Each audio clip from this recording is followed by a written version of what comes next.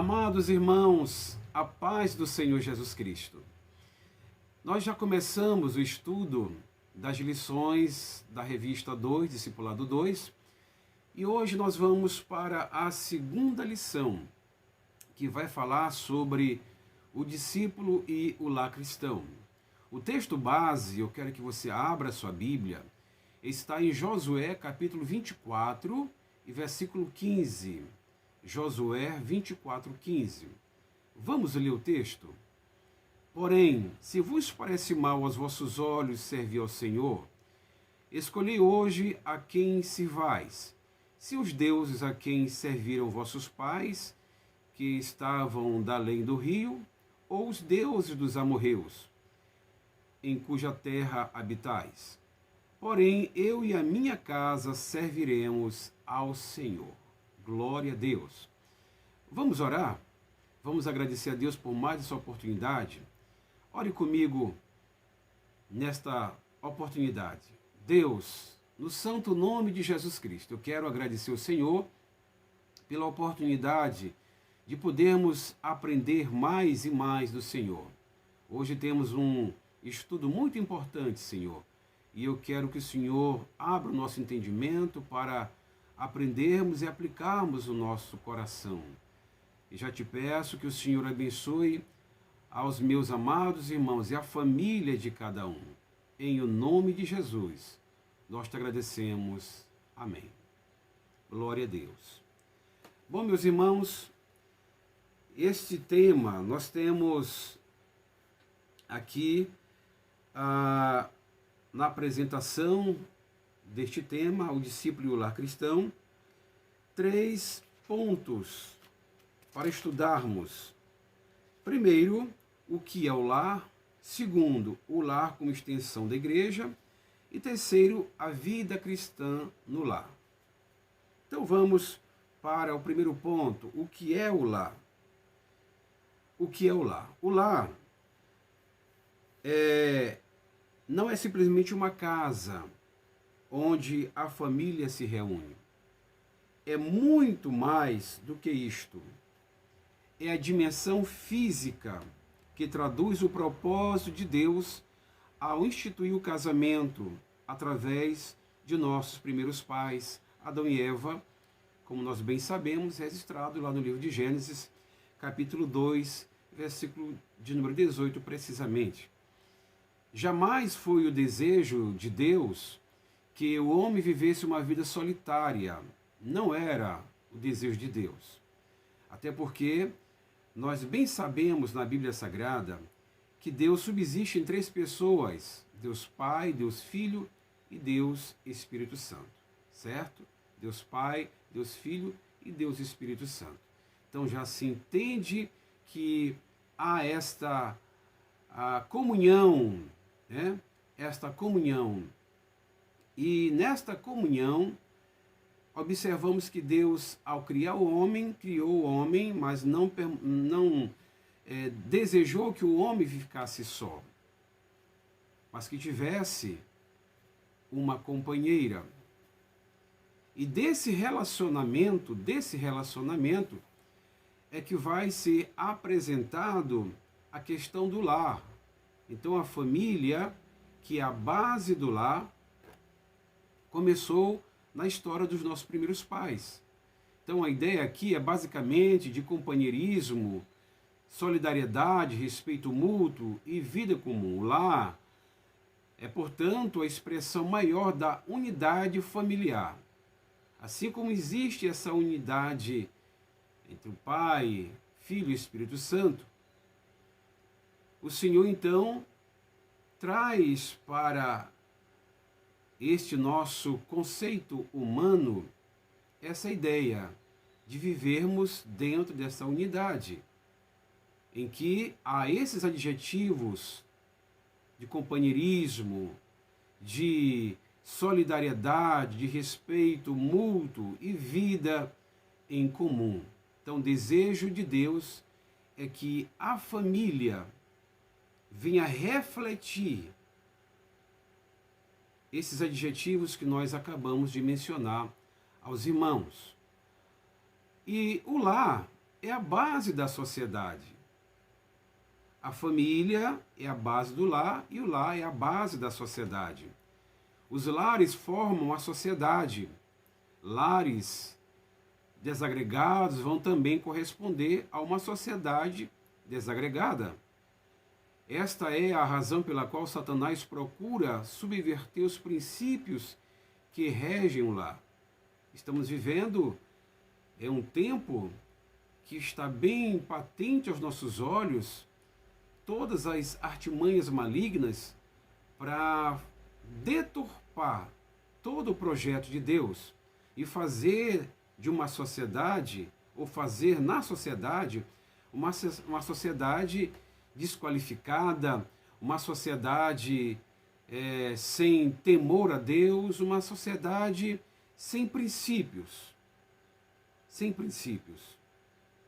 Isto nós estamos observando claramente. Porém, a igreja de Cristo, aonde possui também esses lares, que é a extensão da igreja, ainda há o reflexo do amor de Deus, reflexos dos adjetivos que mencionamos, de uma família estruturada, aonde há esse companheirismo, aonde há essa solidariedade, aonde há esse respeito, graças a Deus, que ainda há na terra. A família que representa bem o que Deus projetou para o homem. Portanto, para início do nosso estudo, o lar, aqui nós aprendemos que a família é a base do lar e que o lar é a base da sociedade. Segundo ponto, fala sobre o lar como extensão da igreja, o lar como extensão da igreja. O que significa o vocábulo igreja? O que significa o vocábulo igreja? Igreja quer dizer uma reunião de pessoas chamadas para fora deste mundo espiritual e não fisicamente, certo? Para juntos seguirem a Cristo. Isto é igreja. E Jesus Cristo falou a respeito da igreja, que as portas do inferno não iam prevalecer contra a sua igreja. Então a igreja de Cristo são formadas aí dessas pessoas, eu e você, chamadas deste mundo espiritual, chamadas para fora desse sistema, para agora viver, seguir, obedecer e ser o padrão, ou ser o referencial para esta sociedade que perece. A igreja de Cristo que vive nessa comunhão, nessa unidade, o homem respeitando a mulher, o esposo respeitando a esposa, os filhos respeitando os pais amando os filhos. Esta é a ideia de Deus, esta é a mensagem de Deus para a família, para a igreja que compõe, os lares que compõem a igreja de Cristo. Esta é a ideia de Deus e que nós, como igreja de Cristo agora, devemos representar bem.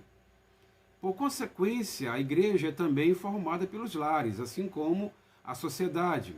Portanto, quando você começou a frequentar a igreja na qual está servindo a Cristo, pôde observar que ela é constituída de indivíduos que pertencem a famílias distintas, que juntas adoram a Deus em espírito e em verdade. A igreja é formada por várias famílias, e que essas famílias são diferentes, mas mesmo sendo diferentes, o padrão da igreja de Cristo, da família de Cristo, é um só. É um só. Então, fomos chamados desse sistema para servir a Cristo, e aí o conceito de igreja, e a igreja de Cristo é formada por estas famílias, por estes lares. Glória ao nome de Jesus. O lar, a extensão da igreja. Ora, diante da definição acima, é justo considerar que o lar é a extensão da igreja. Em outras palavras, Isto quer dizer que o bom testemunho cristão deve começar a ser vivido no lar. O bom testemunho cristão deve ser vivido no lar. Por quê? Porque somos de Cristo. Como cristãos, devemos obedecer a Cristo. E Jesus, como Filho de Deus, ele trouxe no seu ministério todo esse comportamento, toda essa linguagem de como um filho deve se comportar, obedecendo ao Pai. Agora, como filhos do Senhor, nós temos diretrizes espirituais que regem a nossa vida. E devemos refletir isto no nosso lar. Mesmo você que, porventura, é o seu lar, os integrantes não são ainda cristãos, mas você, como servo de Deus, eu, como servo de Deus, devo aplicar a minha vida, obedecendo a palavra, para que os meus familiares percebam essa mudança que houve na minha vida, para que eles sejam contagiados com o amor de Cristo, pelo meu comportamento, pela minha maneira de ser, pela minha maneira de falar. Bom, terceiro ponto fala sobre a vida cristã no lar. A vida cristã no lar. O que é a vida cristã? Definir vida cristã é simples, agora vivê-la implica sério compromisso com Cristo. Em Mateus capítulo de número 16, versículo 24, a Bíblia diz o seguinte: se alguém quiser vir após mim, renuncie-se a si mesmo, tome sobre si a sua cruz e siga-me. Isto significa que a vida cristã é o ato de seguir a Cristo, renunciando os interesses próprios, para que a vontade dele prevaleça em todas as áreas que lhe são submetidas a partir da conversão. Certo? Então, eu fui convencido pelo Espírito Santo que estava vivendo uma vida promíscua, uma vida errada, uma vida distante dos padrões bíblicos. Agora, como crente, eu tenho que renunciar tudo aquilo que o mundo me corrompeu, tudo aquilo que o sistema mundano ele me contaminou. Você precisa cada dia mais ser purificado, ser santificado pela palavra, para refletir essa santidade no seu seio familiar, no seu lar, no nosso lar. É óbvio que, do ponto de vista de Deus, isto é um processo no qual somos aperfeiçoados dia a dia. O profeta Osés escreveu: conheçamos e prossigamos em conhecer ao Senhor. Osés 6,3. Então, cada vez que eu conheço ao Senhor, eu vou conhecer o Senhor como um pai também. E como um pai que Deus é, a Bíblia Sagrada nos mostra, principalmente através de Jesus Cristo, de como nós podemos compreender o nosso Deus e Pai. De como devemos, através de Jesus Cristo, ter um comportamento que agrade ao Pai. E cada vez que nós vamos conhecendo o Senhor, nós vamos conhecendo o seu ato de misericórdia, bondade, de companheirismo, de amor. E como filhos nós vamos refletindo automaticamente na família que pertencemos agora, a família cristã. Como viver a vida cristã no lar? Como você já aprendeu, fica claro que a partir da conversão sua vida mudou. Agora as suas motivações são outras. Isso vai refletir em seu comportamento no lar. Tem que ser assim. Mas como viver essa nova vida no lar, principalmente se os demais familiares não forem crentes? Você não pode partir para o extremo e impor pela força a conversão de seus parentes. A palavra de Deus diz: não por força, nem por violência, mas pelo meu Espírito, diz o Senhor dos Exércitos.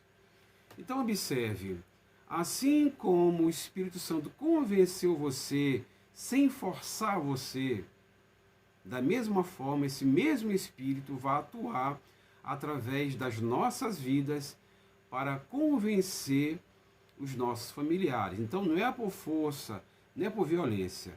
Nós somos agora os instrumentos de Deus pela qual o Evangelho será transmitido, como eu já disse, não somente pela nossa fala, mas pelo comportamento, por essa transformação que o Evangelho causa na vida do crente.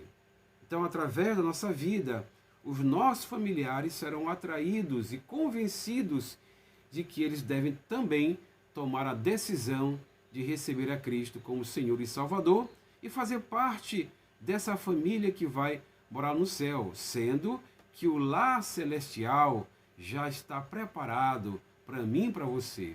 E eu e você, como familiar de Cristo, devemos agora representá-lo bem e contagiar os nossos familiares para que eles também venham fazer parte desta família de Cristo para um dia desfrutar do lar celestial. Amém? Então, devemos obedecer a palavra do Senhor, devemos seguir o Senhor e entender que agora nós somos discípulos de Cristo e o nosso lar é um lar cristão. Os componentes da nossa família devem obedecer a Cristo, viver para Cristo. Então, mesmo você que não tenha seus familiares ainda cristãos, então entenda que agora nós somos os instrumentos de Deus para alcançar os nossos familiares. Na nossa revista nós temos aqui algumas orientações. Você deseja que seus familiares experimentem a mesma bênção que agora desfruta? Convide-os, portanto, a participar de um culto na igreja onde você congrega. Este poderá ser um ponto de partida para que eles cheguem ao conhecimento de Cristo. Se possível, convide pessoas maduras de sua igreja para visitar os seus familiares, isso é muito bom e deve ser aplicado porque isto é bíblico.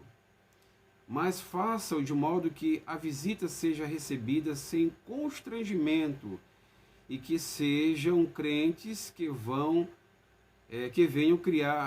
sejam crentes, que não venham criar dificuldades, crentes em Cristo, porque há pessoas que às vezes elas ainda não tiveram assim, uma mudança